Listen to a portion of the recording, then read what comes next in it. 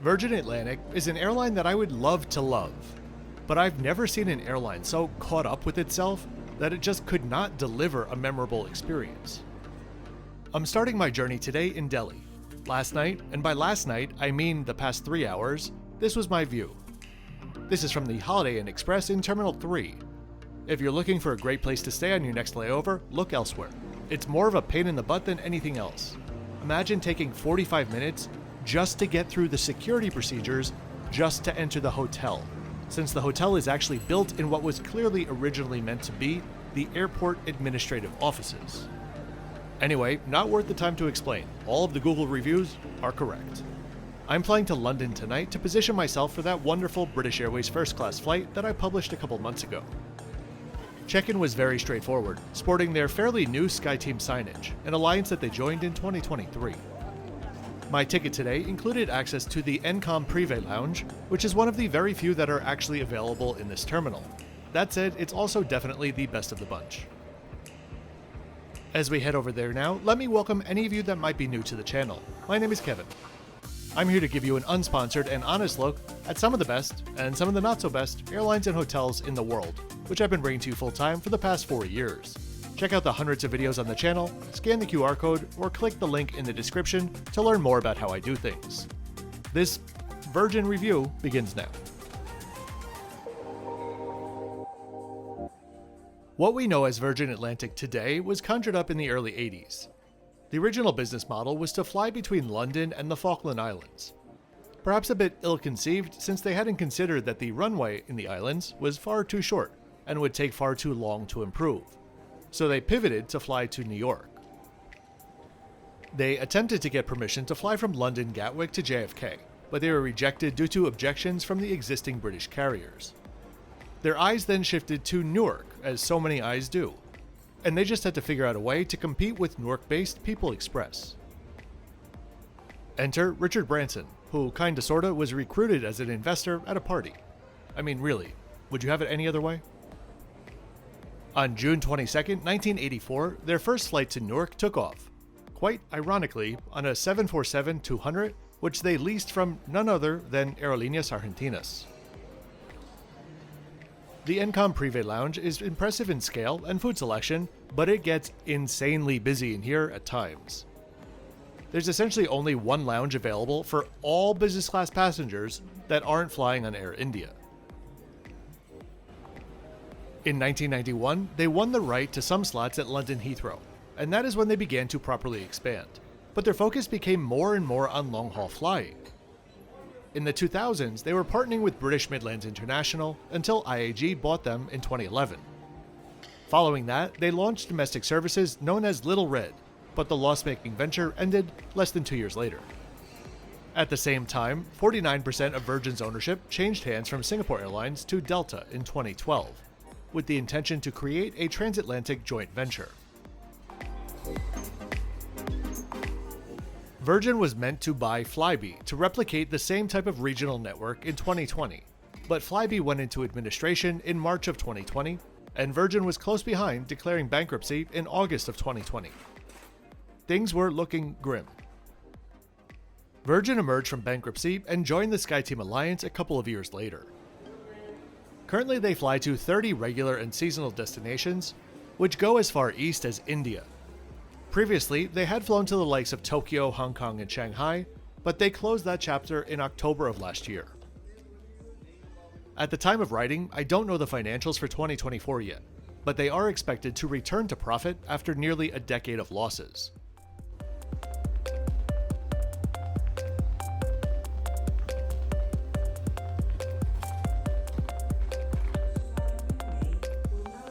Let's head to the gate to get on board our A350-1000, which at the time of flying was less than a year old.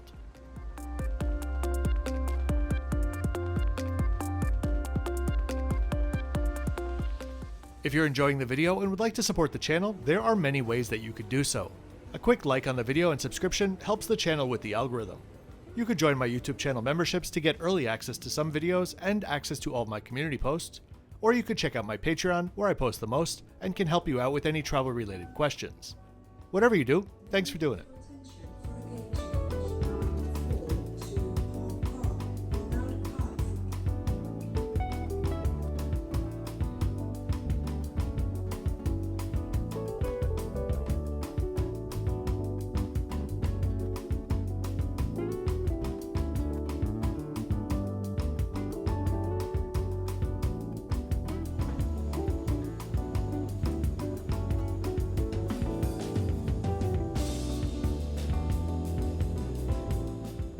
please prepare your eyes. It's going to be pink and purple for quite a while. I was cheerfully greeted as I stepped on board and headed to my seat for the flight 1K. Their upper class, the name for their business class, on these A350s is a heavily customized reverse herringbone seat. They have two versions of layouts on their A350s. This one is for more leisure markets with just 4 rows. The other one has 11 rows. The reverse herringbone design is unique to Virgin and just a few other airlines in that the center seat faces the aisles rather than facing inwards, a feature which I just don't understand the benefit of. I chose to fly from Delhi, even though Mumbai would have been much more convenient for me, specifically because I didn't want to fly in their herringbone seats on their 787s. So I was more than happy to try this seat. That being said, the seat is a bit of a fail for me, and let me explain why. This was a new aircraft, and on our flight, around half the seats, an estimation, including mine, had some sort of problem. Mine wouldn't lie flat at first. The crew, who were clearly well versed in the issues with these seats, were able to physically force the seat into position. I can't really say that I'm all that surprised though. Next to the seat is an open storage area. There's also a storage nook under your armrest, which is just large enough for your amenity kit. The seat doesn't have doors, but rather a very small little petite wing, which can be extended ever so slightly to increase your privacy. This is a very customized seat that was designed to be outfitted on a whopping 12 aircraft. Why? There's nothing about this seat that is uniquely useful, more comfortable, or more accommodating. I think they would have just been much better off buying an off-the-rack seat, modifying it a bit, and being confident that it would work well for years to come. The only actual closed storage space is behind your tray table that comes down in front of you. In this case, it's holding your water can. 8 hours and 57 minutes. Thank you and welcome on board.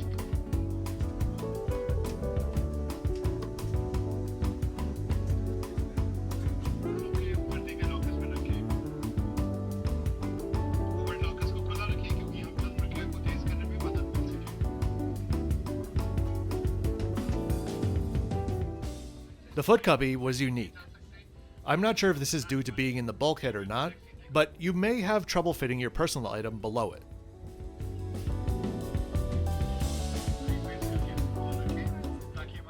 The current iteration of this tray table I do actually like. It's kind of like having 2 tables in one. But again, this current design is the result of a horrible original design, which literally couldn't be used by any passengers who were more than petite. There were photos all over the internet of people having to eat from their trays on their side table. How you can design a seat and never think to test it on someone with a bit of a belly still bewilders me to this day. There's also a social space, which stayed decidedly unsocial during the flight. So much so that I honestly didn't realize that it was there, in front of 1A, until well into the flight. I thought it was behind the cabin. A full bar on a plane with a large business class, I can see the appeal of that. This tiny little booth? No.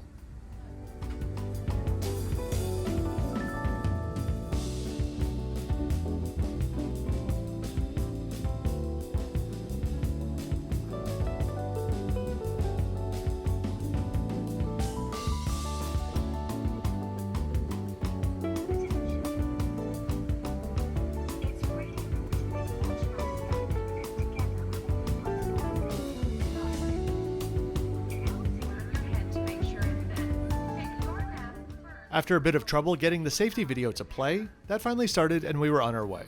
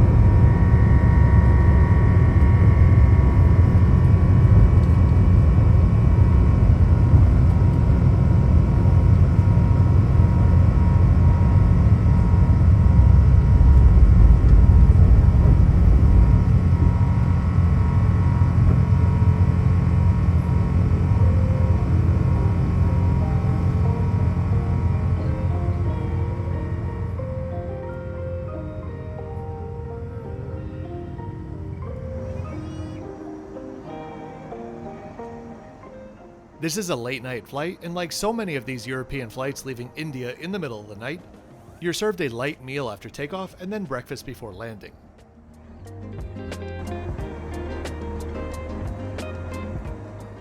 Before we take a look at that, let's take a look at the onboard amenities.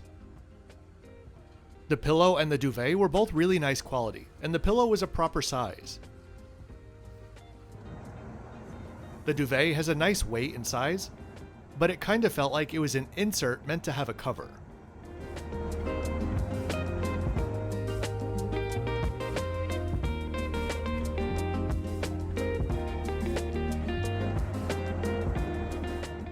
The amenity kit, which is meant to be environmentally friendly, is a big miss for me. Personally, I don't think environmentally friendly needs to look cheap. Inside, you had the basics featuring a trio of Ren products.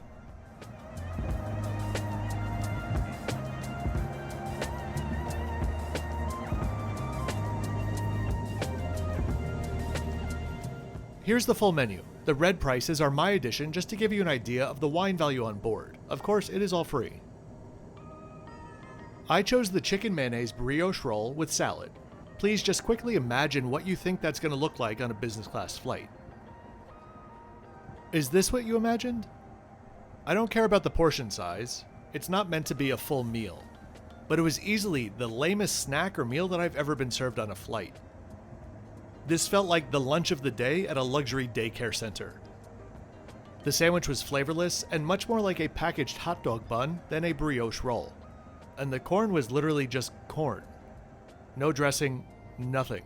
1 out of 10. Thank God, at least they were cute salt and pepper shakers to steal, adopt. And yes, they know you're going to take them. On the bottom of their feet, it says pinched from Virgin Atlantic. For the entertainment on board, it's a decent competitive mix of movies and TV shows, as well as a great moving map on a bright and crisp screen. As we take a look at a few more things, let me talk about the service. By and large, the service was a mix of like 80% cheerful, friendly, exactly what I expected from a crew on Virgin Atlantic. And then the last meal service until we landed, everyone was mildly disheveled and miserable. It was truly a bit of Jekyll and Hyde.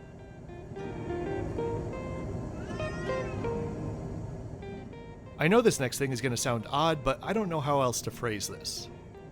The worst thing about the service on board was the amount of gratitude that they showed towards each other.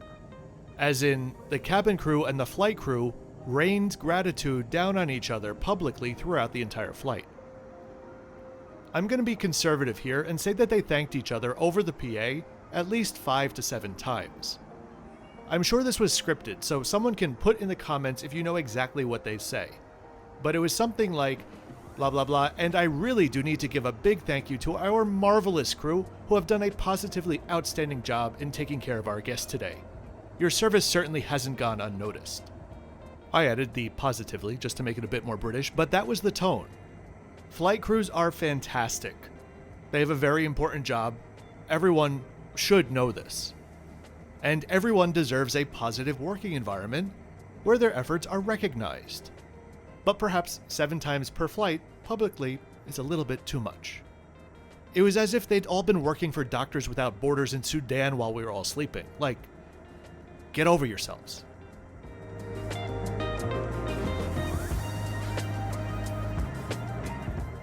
Anyway, next meal service. I started off with a cup of coffee, really enjoyed the mug, and ordered my meal. I'll show you the menu here again just so you understand. Rather than a main with starters, as most airlines do, this was a main with sides. I ordered my main and was about to order the sides, and the crew politely cut me off and said, "Oh no, don't worry, we'll just bring them all out."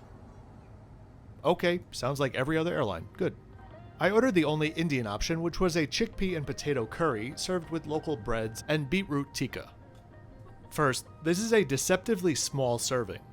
It was around 5 bites of chickpeas and 4 bites of potato, and the rest was bone-dry flatbread, which were more like rubbery crackers. They cleared that after I was done and took the tray. 15 minutes later, nothing. I asked about the rest of the meal and was told I didn't order anything else. Okay. Losing her patience with me, she asked me what I wanted. Fruit? A pastry? Too much to ask? The fruit was good. The pastry was as dry as those Indian breads. The breakfast service overall, just taking into account the food, is at best a 4.8 out of 10. Last thing, almost forgot the toilets. Can't forget the toilets. They were kept nice and clean throughout the flight, with a good stock of products and a window. Note though that there's only one bathroom for the business class cabin. 16 seats to one bathroom is not a bad ratio, but when there is just one, there will nearly always be a line when people are awake.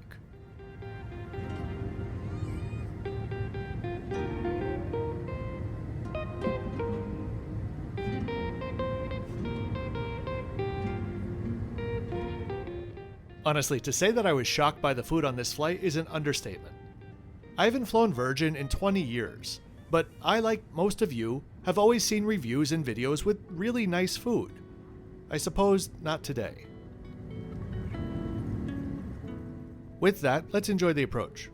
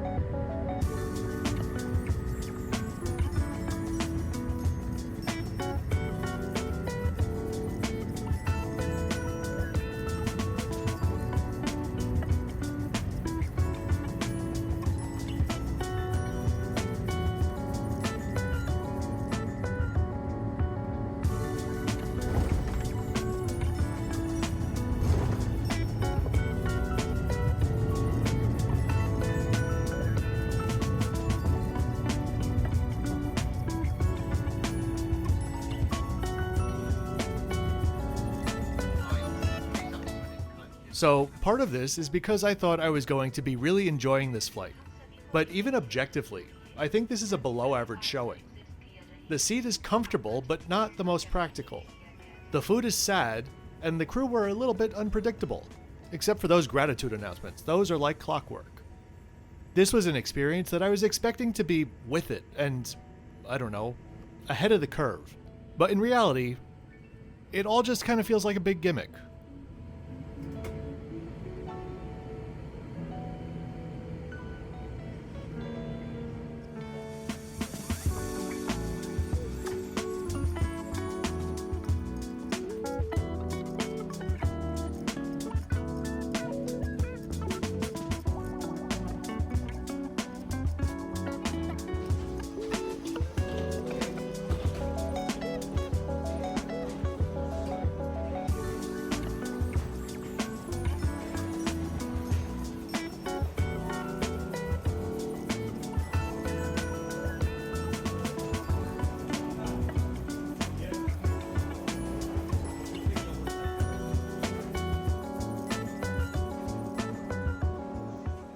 So I really do hope that you enjoyed this trip report today. If you did, please be sure to click the like button and subscribe with notifications on so you don't miss out on my twice weekly videos. I'll see you next time from Langkawi. As always, thanks for watching until the end.